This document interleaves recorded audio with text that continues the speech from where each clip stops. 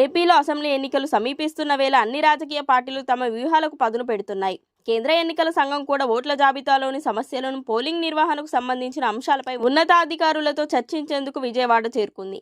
ఈ సమావేశానికి టీడీపీ అధినేత చంద్రబాబు నాయుడుతో పాటు జనసేన అధ్యక్షుడు పవన్ కళ్యాణ్ కలిసి వెళ్లారు. ముందుగా చంద్రబాబు నవోటల్లో బస చేస్తున్న పవన్ కళ్యాణ్ వద్దకు వెళ్లి అక్కడి నుంచి ఈసీ ఏర్పాటు చేసి సమావేశానికి వెళ్లారు. అనంతరం మీడియా సమావేశం ఏర్పాటు చేశారు చంద్రబాబు. ఎన్నికల అధికారులను కలిసి రాష్ట్ర ఓట్ల తొలగింపుపై ఫిర్యాదు చేసినట్లు తెలిపారు. ఏపీలో ఎన్నికలపై ఎలాంటి అవకతవకలు తానివ్వకుండా చర్యలు చేపట్టాలని కోరినట్లు తెలిపారు. తెలంగాణలో సజావుగా ఎన్నికలు సాగాయి, ఇక్కడ కూడా అలాగే నిర్వహించేలా చూడాలన్నారు.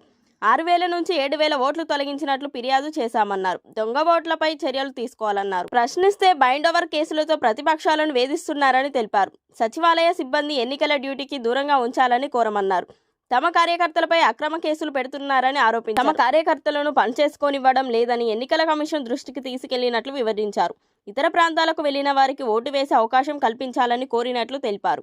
జనసేన అధినేత పవన్ కళ్యాణ్ మాట్లాడుతూ ఏపీలో ఎన్నికలు సజావుగా జరిగేలా చర్యలు తీసుకోవాలన్నారు. ఓటర్ల జాబితాలో జరిగిన అవకతవకలపై ఫిర్యాదు చేశామన్నారు. ఏపీలో అధికార దుర్వినియోగం జరుగుతుందన్నారు పవన్ కళ్యాణ్. వాలంటీర్ వ్యవస్థ రాజ్యాంగం వ్యతిరేకం, ఎన్నికలు పారదర్శకంగా జరిగేందుకు చర్యలు చేపట్టాలన్నారు. ఏపీలో దొంగ ఓట్లపై ఈసీకి ఫిర్యాదు చేశామన్నారు.